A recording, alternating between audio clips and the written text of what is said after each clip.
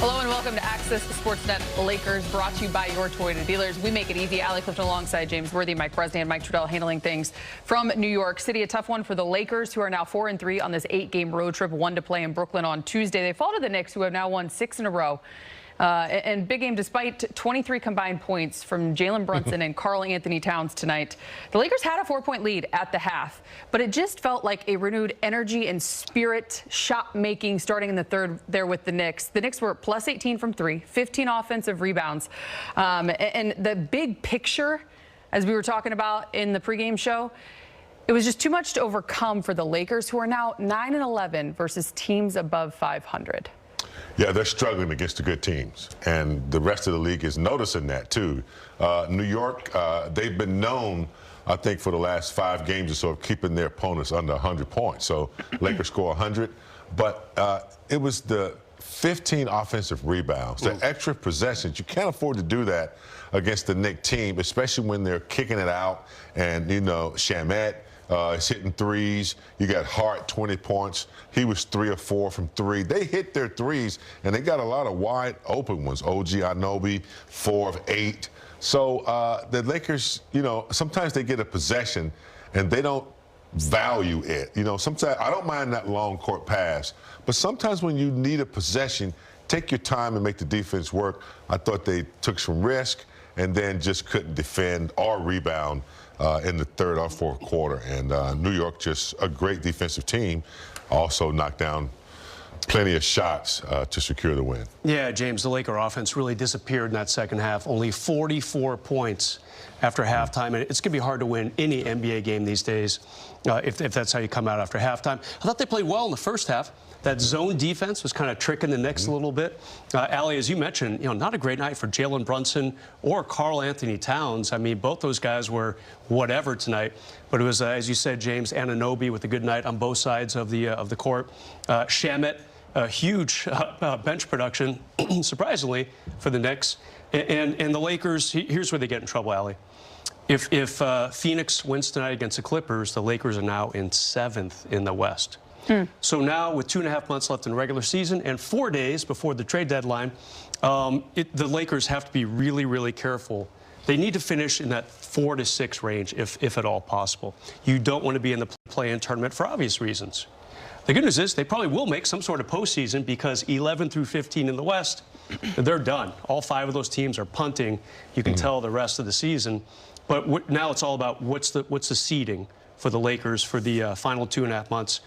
It's going to be tight, and it's going to be tough if they cannot beat the good teams. Like you said, Lakers now 9 for 11 on the when they play teams over 500. This is where my mind goes too. You get to that point of the season where putting a full 48-minute game together, it matters. Doing the little things, starring in your role. Yep. And I mean this from the standpoint of more times than not, you know what you're going to get from your stars. Tonight you get 52 combined from Luka and LeBron. But when you point out the others, OG Anunoby, the Harts, the Shamets, and you look at the Lakers, which I think it's one of those things too where Jake's been shooting the ball well. Marcus Smart has been shooting the ball well. It's not often you can say that Rui's not having a good night, but you look at the numbers and it was one of those make or miss moments, which didn't fall their way. But I think in totality, when you look at that third quarter, 38-26, you look at the numbers, just the energy that we were talking to that just flipped for New York. These are the things that matter. Yeah, it's not so. I mean, look, you definitely want to make shots, you want to execute, but it is the energy and the effort that you put forth. If you can't match the energy of the other team, it's going to be a problem. And you can't depend on 1 or 2 players to kind of pull you out of that situation. You could just tell that the Knicks were more aggressive, they're more physical, they're going after offensive rebounds, they weren't spectating, and the Lakers have to be able to match that. I'm not saying that they don't put forth an effort, but when you're trying to win a game, you have to match, you have to secure the ball. I thought a couple of turnovers kind of changed the momentum a little bit, and that's, you know, at this time of the year, they should be consistent in certain areas. And I think if they're going to move up, if they're going to sustain good play, they got to look at this game against a really good team and say, we cannot afford to make mistakes. We got to master energy. We can't give up 15 offensive rebounds. It just demoralizes your defense. And, you know, yeah, we need contribution from guys. We got to knock down shots when we're open. I thought we just had some open shots. Jake had some shots tonight. It didn't go down. I think Marcus Smart, just, you're going to have some tough shooting nights, but there are other areas that you can compensate for that, and they just don't seem to be able to pick that up. Yeah, what do the Knicks have that the Lakers don't have, James?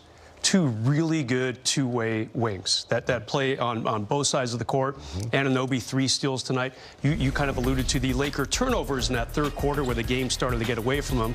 Anunoby had 2 fast break easy buckets off turnovers. And Bridges, also a very good two-way defender. He didn't do a lot scoring-wise tonight, but nice plus-minus for him last time I checked. And it's a differentiation. It's a level up in today's NBA when you have 2 good defensive-minded wings who can also put the ball in the cup alley, and that's what the Knicks have. Now, the Lakers have plenty of offense, and I thought they played pretty well defensively. Giving up 112, that's fine on the road in New York towards the end of a long road trip. But this was the swing game. Now they're 4-3 on the road trip. They should beat Brooklyn in a couple nights. Brooklyn keeps losing by 50 to teams. But it would have been nice to get this just to guarantee at least a 500 record on this road trip. First closure point on the Knicks. They've certainly figured something out because it wasn't too long ago that there was a lot of noise surrounding that team, not to mention one of their star guys in trade rumors as we are talking about this. But I will say, you mentioned the Lakers. They don't really struggle necessarily often when it comes to offense, especially that of Luka Dončić, who is 2 assists shy of another 30-point triple-double. But I think the big thing here is his ability to rebound. And it wasn't too long ago for him as well, where intention on the glass. I think it was that night in Denver. He made sure to say that it was something he went into the game thinking about. And tonight, here he is yet again. And when you look at this list, most games with 30 points or more, 15-plus rebounds, a lot of centers on this list. Big a lot game. of centers, power forward or 2, exception one of small LeBron. forward. Yep. Yeah, all centers. And for Luka to, be in there and rebound, I mean, he's a big guard. Reminds me, Magic Johnson was a rebounding guard and could start to break. But to be amongst the Giants and willingly focusing on that, that's just a sign of a great player just looking to add to his talent already. Yeah, and obviously the shooting wasn't great for Luka tonight, but he found ways to get everyone involved and to keep his team in the game. 15 rebounds is no small feat for a guy who's not a 6'10" or 7-footer type of guy. And Allie, you know what the Lakers missed tonight? Austin Reeves. Austin Reeves. How'd you know? How did you know? I was going to go there next. And we were all a little bit, not fooled, but he was questionable. We were hopeful pregame when Mike Trudell gave the pregame hit from MSG. James, we're like, okay, there's AR shooting around behind him. Excited. And it was kind of, it seemed like there was a little bit of energy. Will the Lakers get back his 26.5 points per game? The answer is no, obviously. And 2 more days, they play Brooklyn. That would be a real nice game for him to come back, kind of get his legs under him. Brooklyn's not a very good team, obviously. They're going to be punting the rest of the season. Maybe, if he's healthy, he plays. But, James, maybe, the Lakers were like, hey, the Knicks are a really good team defensively. Yeah. Let's let him kind of get into a game where we know he can do 20 minutes, 25 minutes. Not have to worry about all these ball-hawking threes kind of tailing him around the court. If the Lakers are going to Brooklyn, they'll be ready. That's the biggest game of the year for them. When it's their Super Bowl. When the Lakers come, when Oklahoma comes, those 3 or 4 games, they'll be ready. So can't take anything for granted. That's true. They've gone on the road, lost to some teams that they should have beaten. So we should beat Brooklyn, but we're already behind the 8 ball by losing. What are we, 4-3 on this? Yeah. 4 That's not what we wanted. Road trip. And anytime you're in the Garden, before we hit the highlight, you're going to get plenty of Spike Lee moments. And this was a moment where Spike, I think, had to wonder, maybe worry, if the Knicks were going to get the job done. I've been told we have a good clip here. Maybe not. Yeah, it was he and Tracy Morgan there tonight. But I think Luka hit a big 3 and then, there was like a wink pointing at him. There it is.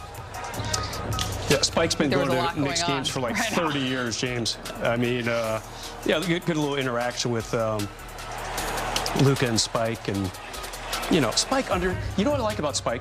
He understands greatness on other teams. He respected Reggie Miller, even though he did that famous choke sign when the Pacers were playing the Knicks in the playoffs in the 90s, James. But you know, Spike recognizes a really good player. He loves his Knicks. But he's going to give props to Luka, too. He's always at the Laker games, too, when he's out here. But, yeah, I mean, he's from Brooklyn. So I was always wondering when they moved from New Jersey, would he go with Brooklyn? But he's a faithful New Yorker. He's a smart man, too. Yeah. Brooklyn's done nothing and isn't going to do anything this year either. You know who else is a smart man? Let's take a listen to J.J. Redick, brought to you by your Toyota dealers.